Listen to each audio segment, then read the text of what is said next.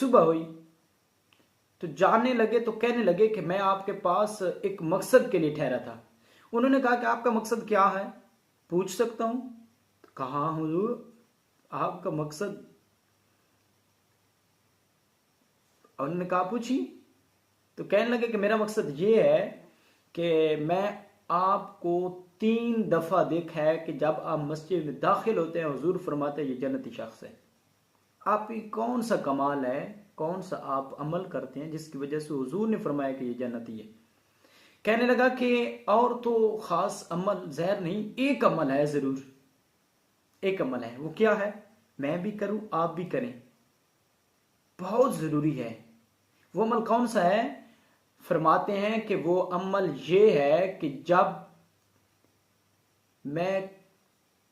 से मैं बड़ा हुआ हूं, मैंने होश संभाले,